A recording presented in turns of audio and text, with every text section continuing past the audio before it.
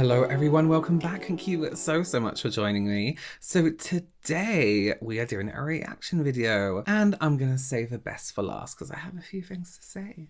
So for those of you who haven't joined me here before, my name's Robert. I'm a professional makeup artist here on YouTube and also in real life, and it's my goal to help you become a pro yourself or just someone who's really good at makeup. So if that sounds like something you are interested in, then do please consider subscribing. As I always love to say in these videos, creativity and individuality have no rules. Do whatever you like. However, makeup most definitely has a theory, and these videos are for people who want to learn that theory. Maybe you're trying something you've seen online and it hasn't quite worked, and I can tell you exactly why. So let's get straight into it. You can tag me on TikTok at Robert Welsh MUA, or you can send me things on Instagram at Robert Welsh. No, it's not. It's at Robert WLSH.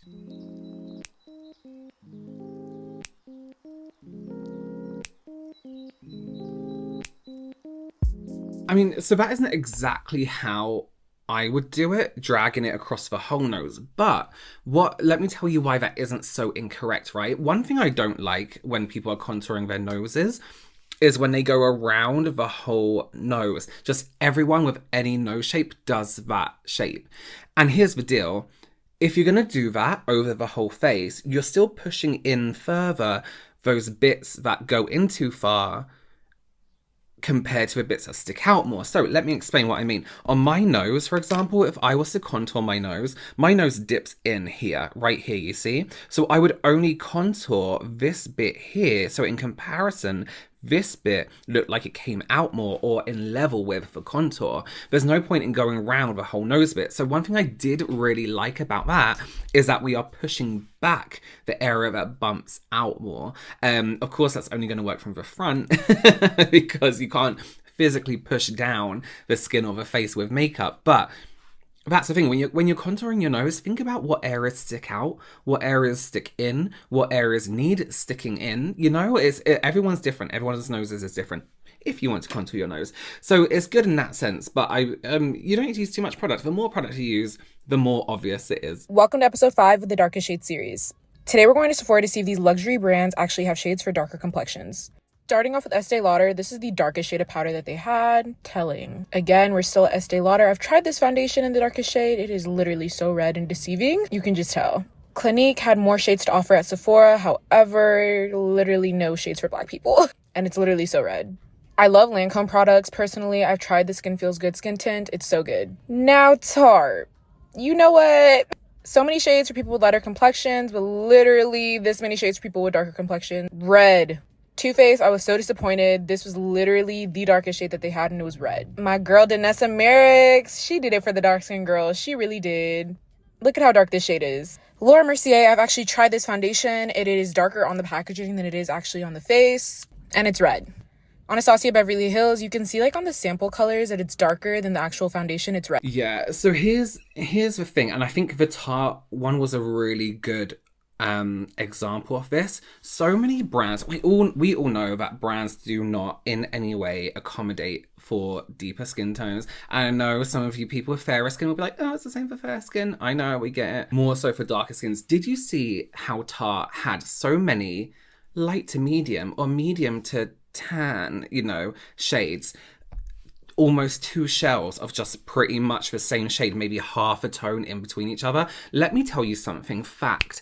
As a makeup artist, right? As before doing YouTube, before when I was actually doing clients and people and models, never in my life have I needed more than, let's say, 5 of those medium shades. Never. And let me tell you also, on counter, whenever I would match somebody to a foundation, and this isn't like stereotyping, but a lot of people with my skin tone and lighter would be pretty much around the same 3 or 4 shades of foundation.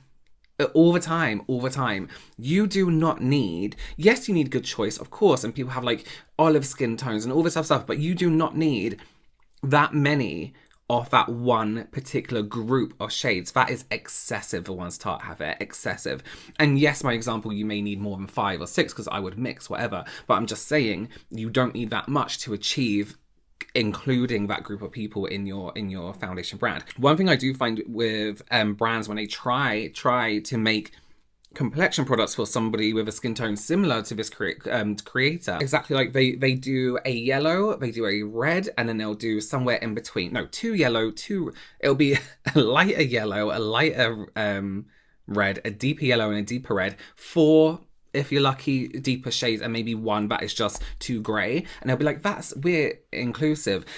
And let me ask, right, why do brands feel that you need about 20 shades in between and then have 4 shades off a deeper? It's something I will never figure out. Let me tell you something. If I was to ever release my own complexion products, foundation, concealer, first of all, if I couldn't afford it as a brand, I wouldn't do it.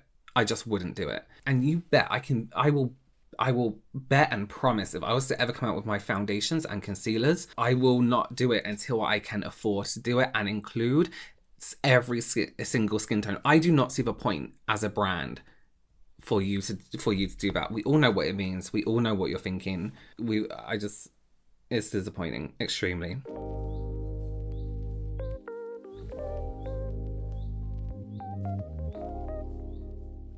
There's a few reasons why perhaps I wouldn't recommend that. One being because, I mean, it didn't change the shade much anyway. In the first place, it was still too light. But also, that kind of brown has like a very cold grey undertone to it. I wouldn't say it was red or like a yellowy brown, for example. Or even bluey, so you're not or green, so you're not really changing. It's a tone. You've toned the already existing foundation. The grey is toning it. So I personally wouldn't do that. Mixing powder with foundation anyway dries down not so great in my experience. It kind of has this kind of like textured look on anyone's skin.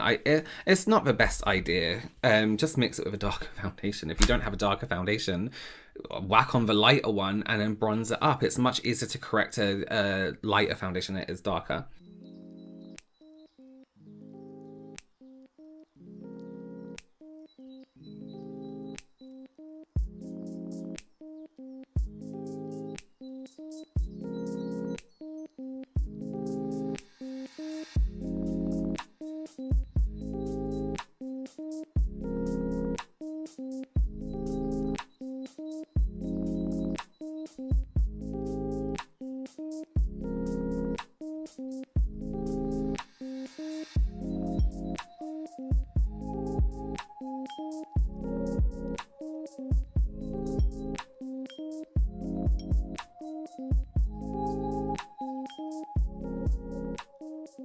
Let me just start by saying this, right? One, I don't like children enough to pretend that I'm like, oh my god, that's so great by this video.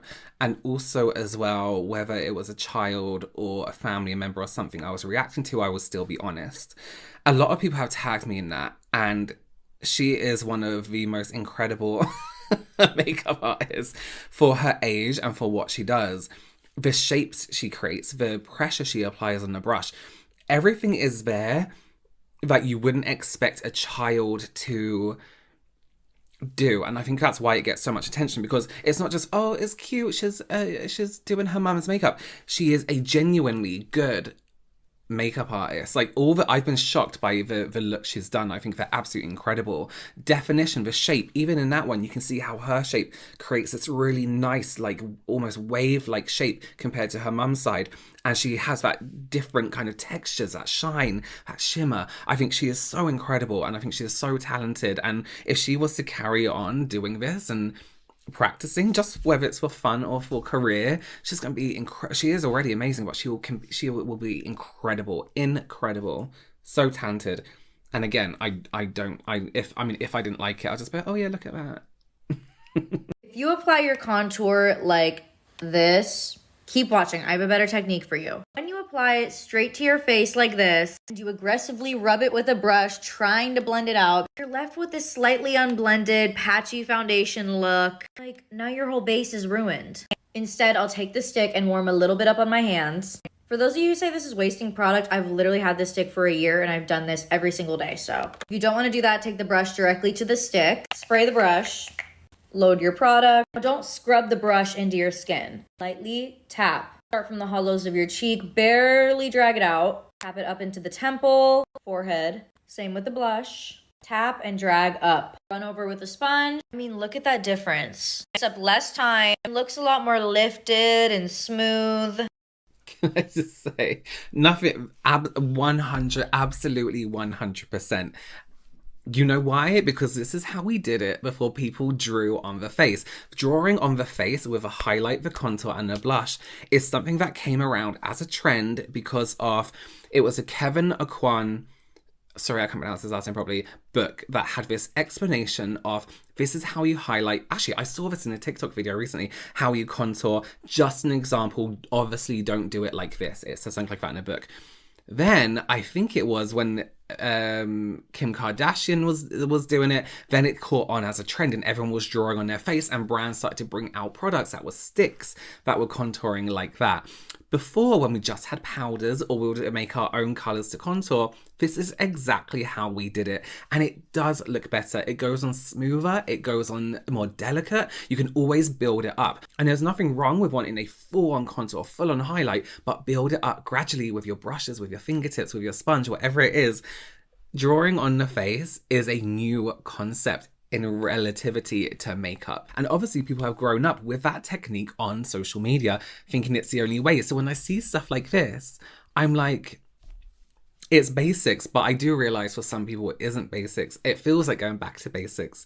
But trends come around again, techniques come around again. So that to me is the way I personally like to do contour. You would never see me draw on a client's face on my own. If a product allows it, I'll just shove it on there, absolutely. But I would never rub, I would always pat as well. So that, I like that people are starting to do that. That's really good. You're probably asking me, Meredith, what is this? Well, to be honest, I'm not really sure, but we're gonna find out. So Jones Road came out with this, and it's called What the Foundation. I think that's a fair name. The hair's gotta go up for this bad boy. I'm excited. I got 2 shades, light and porcelain. You know me and my hands, so let's just go right in. Smells very strong. Let's apply. I mean, I am the foundation queen, so I'm not sure what to make of this consistency. My hands can't, what's going on here?